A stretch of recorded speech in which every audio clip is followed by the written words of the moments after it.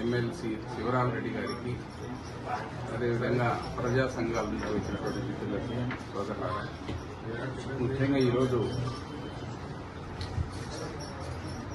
మన జిల్లాలో ఒక చర్చనీయమైనటువంటి విషయాన్ని తీసుకొచ్చినారు.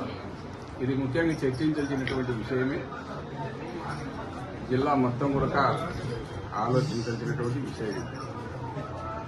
మరి వీళ్ళు ఉభయ పార్టీలు ఒకరికొకరు మేము అభివృద్ధి చేశామని పేపర్లో, మీడియాలో, ప్రెస్ మీట్లో చెప్పుకుంటున్నారు.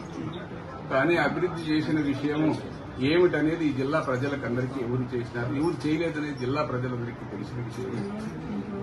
మన అంద్రీనివా గురించి మాట్లాడాలంటే, అంద్రీనివాకు ఆ రోజు ఎన్టీ రామారావు గారి పేరు పెడితే ఆ పేరుని నిలబెట్టుకోవాల్సినటువంటి జవాబుదారీతనం చంద్రబాబు నాయుడు. కానీ అది ఆయన విస్మరించినాడు. తర్వాత కాలంలో రాజశేఖర రెడ్డి వచ్చిన తర్వాత, వైఎస్ రాజశేఖర రెడ్డి ముఖ్యమంత్రి అయిన తర్వాత ఈ జిల్లాలో పరిపూర్ణంగా అంద్రీనివా కాలువని తీసుకురావాలని, అదేవిధంగా పిఏవిఆర్ డ్యామ్ కూడా నీళ్లు కావాలని ప్రజలంతా కోరడంతో ఆయన చిత్తశుద్దితో చేసినటువంటి వ్యక్తి రాష్ట్రంలో మొట్టమొదట మేమే కాదు ప్రజలంతా కూడా అనుకునేది. ఆఖరికి తెలుగుదేశం పార్టీలో ఉండేవారు కూడా అనుకునేది ఏమంటే, రాజశేఖర రెడ్డి గారు బతికుంటే ఈరోజు రాయలసీమలో ప్రాజెక్టులన్నీ పూర్తి అయ్యేటివి అనేటువంటి అభిప్రాయము ఈ జిల్లాలో ప్రతి రైతు, ప్రతి మేధావి నోటుకుండా కూడా వస్తున్నటువంటి విషయం.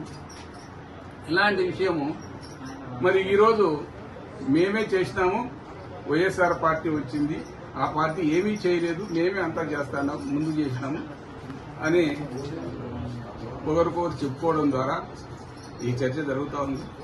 ఇప్పుడు వైఎస్ఆర్ పార్టీ 5 సంవత్సరాల అధికారంలో ఉన్నప్పుడు 2 సంవత్సరాలు కరోనాతో ఇబ్బంది పడినటువంటి పరిస్థితి అందరం తెలిసింది. మరి ఆయనకి చేయడానికి టైం లేదు, మరి ఇంత ఇవ్వడానికి ఆయన సంక్షేమం వైపు పోయినాడు. ఈ అభివృద్ధిలో కొంతవరకు ఎన్నుకబడిన మాట వాస్తవమే. కానీ ఈరోజు మీరేం చేసినారని ఒకసారి ప్రశ్నించుకోమని నేను అడుగుతాను. ఎందుకంటే నువ్వు అధికారంలోకి వచ్చిన తర్వాత తెలుగుదేశం పార్టీ తరఫున చంద్రబాబు నాయుడు ఒక జీడిపల్లి ప్రాజెక్టు తీసుకొచ్చి అది కియో కంపెనీకి మాత్రమే ఉపయోగపడతాను తప్ప నిజంగా అది అక్కడ ఉన్నటువంటి పెనుగొండలో సగ భాగానికి తాగునీళ్లు కూడా లేనటువంటి, అంది లేనటువంటి పరిస్థితి ఉంది. ఇట్లాంటి పరిస్థితుల్లో జిల్లాలో ఇప్పుడు మీరు అత్యధిక మెజార్టీతో జిల్లాలో ప్రజలంతా ఓట్లేసి గెలిపిస్తే అన్ని సీట్లు మీకే, తెలుగుదేశం పార్టీని అధికారంలో ఉంటే ఈరోజు మీరు చర్చలకు రండి, ఛాలెంజ్ విసురుకోవడం. వచ్చిందే సంవత్సరం కాలే, మీరు అప్పుడే ఏదో అంతా చేసి పొడిచినామన్నట్టు ఛాలెంజ్ విసిరిస్తే జనం ఏమనుకుంటారని కూడా లేకుండా ఛాలెంజ్ విసురుతున్నారు. ఈరోజు జనంలో ప్రధానంగా ఒక చర్చ జరుగుతూ ఉంది. ప్రధానంగా రైతులు, ప్రజలు, మేధావులు అంతా బాధపడేటువంటి విషయము ఈ అంద్రీనివా కాలువ లైనింగ్ పనుల గురించి అందరూ బాధపడుతున్నారు. మేమే కాదు, నిజంగా తెలుగుదేశంలో ఉన్నటువంటి ఎమ్మెల్యేలు కూడా చాలా మంది మా ప్రాంతంలో ఎల్లవారు లైనింగ్లు తీసుకొని పోతే గ్రౌండ్ వాటర్ పోతుంది, భూగర్భ జలాలు పోతాయి, రైతులకు ఇబ్బంది అవుతుంది, తాగునీటి సమస్య అవుతుంది, ముందే కరువు జిల్లాలో ఇట్లా పని చేయకూడదు అనేటువంటి అభిప్రాయం కూడా వాళ్ళలో కూడా ఉంది. ఈరోజు ప్రజా సంఘాల్లో ఉన్నటువంటి వాళ్ళందరూ కూడా అదే చెప్తా ఉన్నారు. ఇట్లా చర్చకు మీరు కాదు కూర్చొని మాట్లాడాల్సిండేది. ఈ జిల్లాలో మేధావులు ఉన్నారు, ప్రజా సంఘాలు ఉన్నాయి, అదేవిధంగా జలసాధన సమితి ఉంది.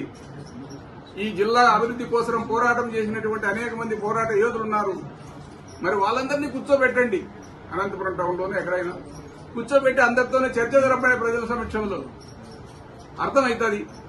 మీరు ఊరికే పేపర్లో స్టేట్మెంట్ ఇవ్వడం ద్వారా వచ్చేది లాభం ఏమన్నా ఉందా అని నేను అడుగుతా ఉన్నాను.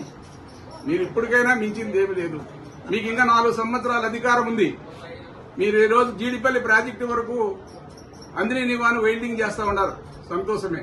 మళ్ళా రేపు పొద్దున ఇంకా కొంత విస్తీర్ణైనా చేసుకోవచ్చు. ఇక్కడి నుంచి నువ్వు తీసుకుపోయే ప్రయత్నం ఏమిటి?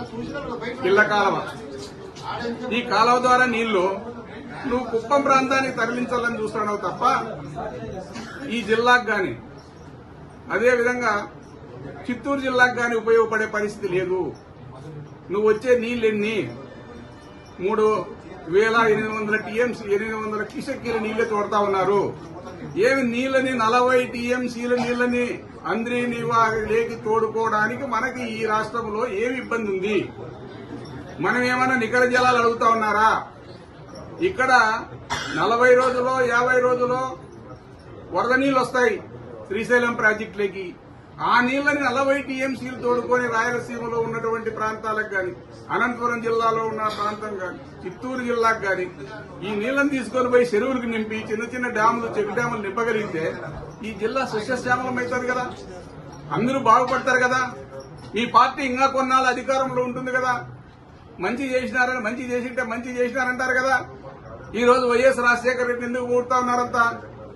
ఆనాడు జిల్లాలో రాయలసీమ ప్రాంతం అంతా తిరిగి ఒక నీటి కోసం పోరాటం చేసి శ్రీబాగ్ ఒడంబడిక ఒప్పందాలని ఈ రాయలసీమలో అమలుపరచాలని ప్రధానంగా కోరినటువంటి వ్యక్తి.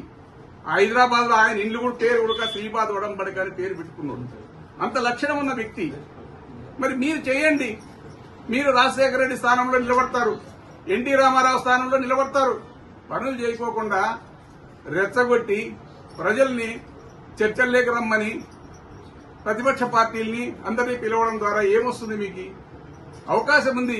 ఈ రోజు ఆ రాజధానికి పెట్టే లక్షల కోట్లలో ఈడొక 25,000 కోట్లు పెట్టి అందిని నివారణ వెల్డింగ్ చేస్తే 4 జిల్లాలు రైతులు, ఇక్కడ ప్రజలు బాగుపడతారు, వ్యవసాయం బాగుపడుతుంది, హార్టికల్చర్ డెవలప్ అవుతుంది, పండ్ల తోటలు పెరుగుతాయి.